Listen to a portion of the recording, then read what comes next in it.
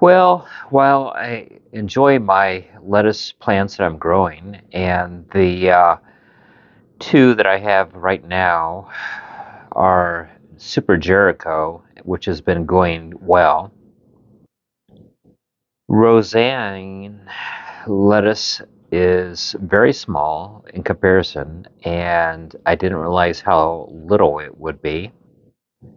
I picked up a couple alocasia plants and hoping to add a little bit to my office, and these are jungle plants basically. The second one that I picked up is Alocasia california. My tomato plants that are clones are over 200 days, and those are Golden Harvest clones. I decided to plant some red heirloom tomato plants, and typically there'd only be 3. I put 4 in, and that's way too crowded. I also did the same thing under a 50-watt AeroGarden, and the plants are way too tall and bushy for what I have right now.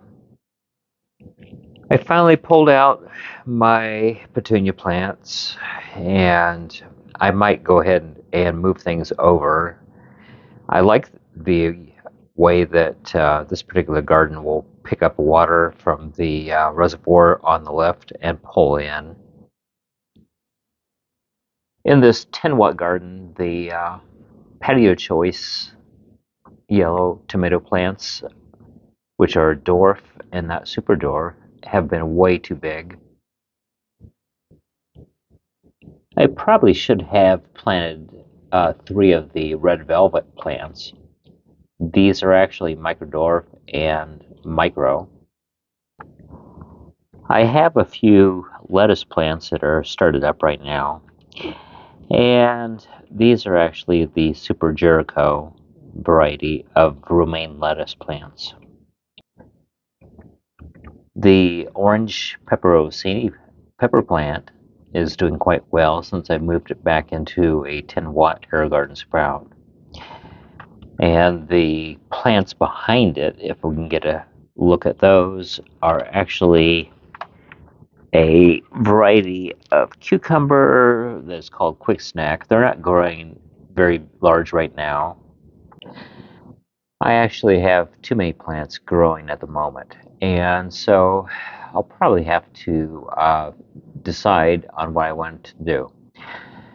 So I think that I'll probably do a replacement on the cucumbers, and perhaps I will put in the excess plants of tomatoes into that container.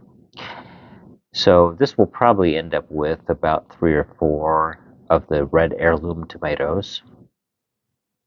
The quick snack cucumber plants will probably end up going into this let pot system because the reservoir will probably have the capacity to get those to grow and put out a few cucumber plants.